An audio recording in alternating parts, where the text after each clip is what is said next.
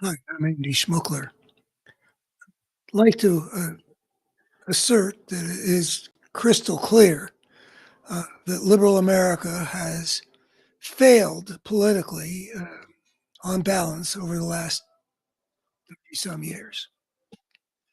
And the evidence is, I think, overwhelming and irrefutable. From right now, we've got Donald Trump and his fascist force behind him, assuming the presidency of the United States. We got a Supreme Court that's basically occupied territory by the fascist force.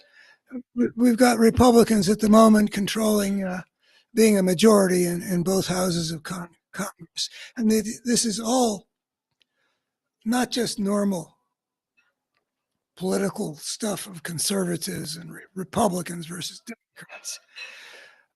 This is the advance of a force of fascism. But even on the way to this point, you can see that the battles that have been fought have been, liberals have been basically playing the game within their 35-yard line, where we're on the defensive, trying to make sure that nobody takes away Social Security. Nobody takes away the right to an abortion. We've been losing ground. I mean, it just is not really any question. And if you're engaged in a struggle for power to control the destiny of the country, over the course of all these years, the overall direction of things is that you're losing ground. How can you not say there's been some major failure here?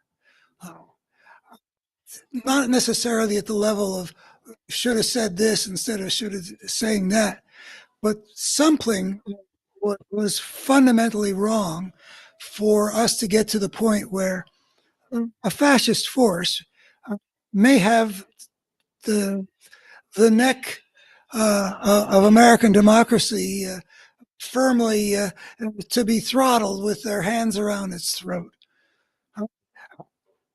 It looks like we didn't do too well. So then the question is, well, why didn't we?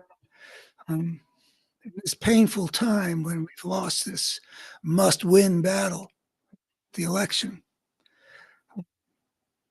I'm inclined to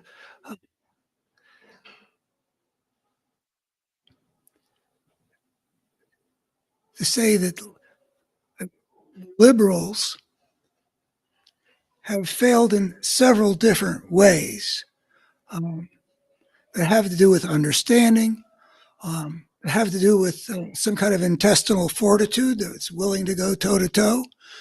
It's just a variety of things. Conservative America is so obviously profoundly sick. The fact that it's risen to this much power shows that there's got to be some pretty serious defects on the other side that allowed that to happen. Why didn't we push this thing into oblivion before it got to this? I actually thought and wrote about it at the time in 2009 when Obama took office. I thought that he was in a position to, if he played his cards right, that he would have ended that battle, that fascism could be defeated by the guy who had that status as soon as the day he was inaugurated. He blew it. He did not use the power that was. He did not recognize what it was that he needed to do with this fascist force that had made a lot of progress in the Republican Party from this first Bush until 2008, when somebody like John McCain can get the nomination, and after him came Mitt Romney. But both of them had to sell their souls in many ways that you wouldn't want to have to do if you're a person of integrity, as each of them, at least to a degree, it was.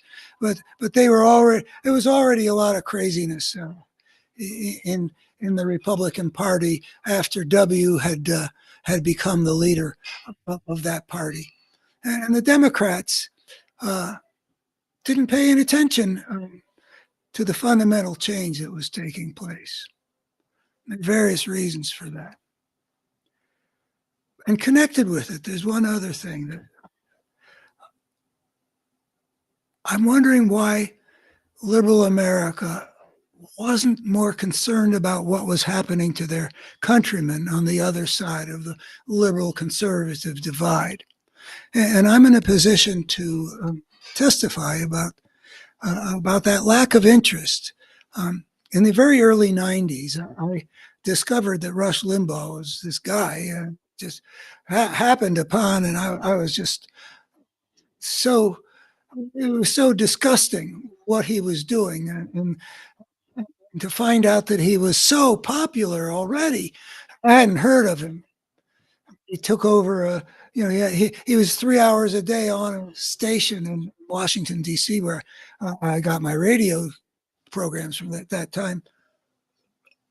It was a station that thought of as your basic community station, like WCCO was in the Twin Cities when I was growing up there.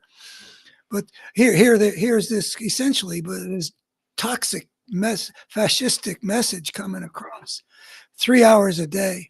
So I felt inspired to see if I could sort of counter the toxification of the minds of so many Americans with this propaganda, dishonest and destructive, feeding people's prejudices, treating people with other opinions with utter scorn and lack of basic decency and respect. It was bringing out the terrible things in people, and I strove to counter him as best I could, and got to the most important little platform I got was I did 12 hours a month talk radio on the most powerful radio station in the Shenandoah Valley, AM station.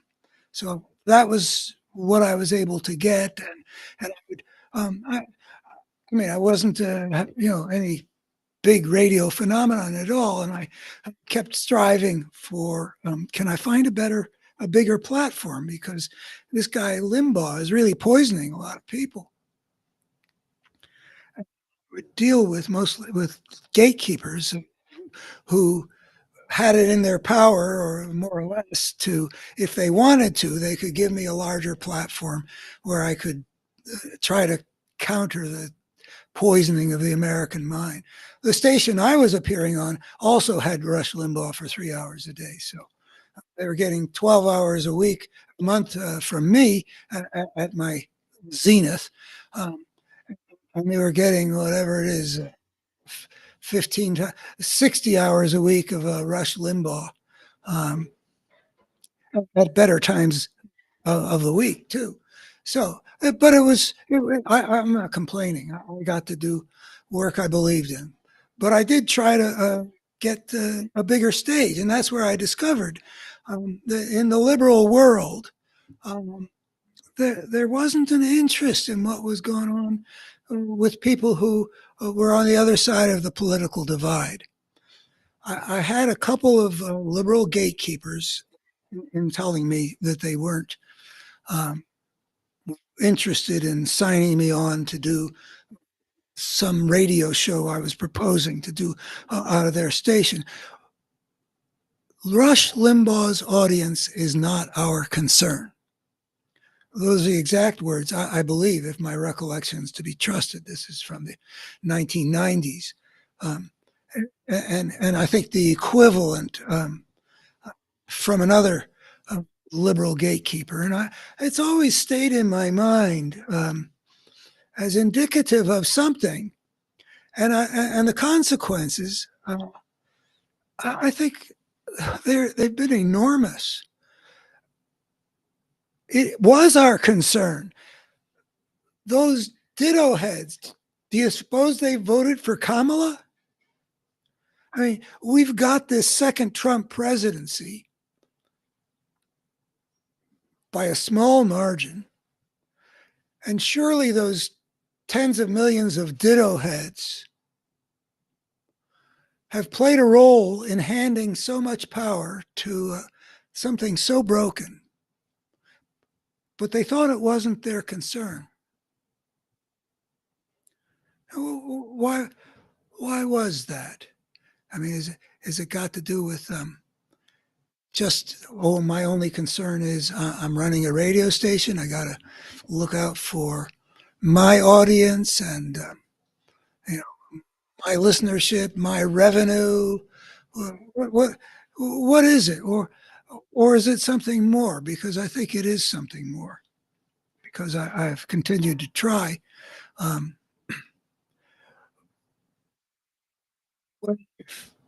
been dealing with liberal audiences from the launch of my website in 2005 called nonesoblind.org.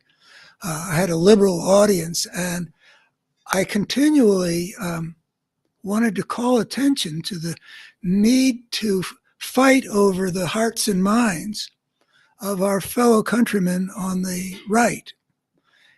And in a whole variety of ways, for reasons that I don't understand. It seemed consistently that that the liberals I was dealing with found reasons why they didn't want to involve themselves in fighting for the hearts and minds of the people on the right. Now, one gig I've had in the last 10 years was I was appearing quite regularly on a website called Blue Virginia, writing about the things I write about still, actually. And I would talk often about the conservatives that I live among here in the Virginia Shenandoah Valley. And I would call them good people. And I got a huge amount of static about calling them good people. But there's a meaningful sense in which I know that they are also good people, in addition to their having become this very broken thing in their politics. And I would continually have liberals responding as if they've written them off. And they had no recognition of their goodness. If you lived out here, liberals like me, who live out here in Virginia's Shenandoah Valley, know from experience about the reality of that goodness. And it is somewhat mysterious how the good people that we know in these other capacities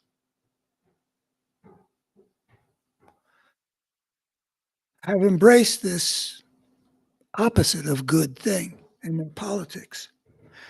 That's a whole other question about how that's to be conceptualized. But the reality of this goodness is simply, it must be acknowledged. Not universal, of course, but I'd say as things were in a normal American time, the amount of goodness in conservative America and the amount of goodness in liberal America were probably basically comparable. Somewhat different forms that they took, different priorities, different things that got emphasis. But I'm not going to say that liberal America in Eisenhower's time had more human goodness in it than conservative America.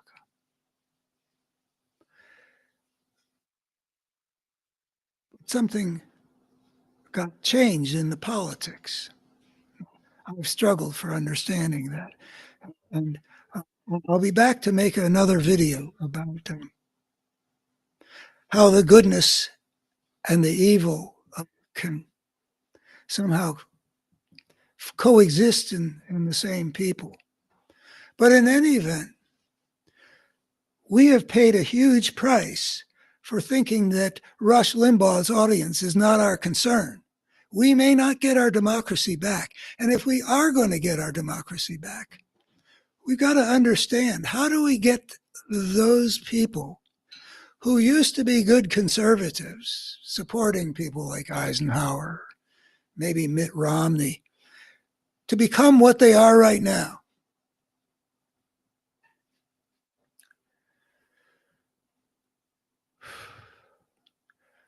We cannot ignore our countrymen because we live in a democracy. And if they get too broken, our country gets broken. So our job has got to be to make them more whole as best we can. I'm not saying I know how to do it. I'm just saying one of the reasons that we are in this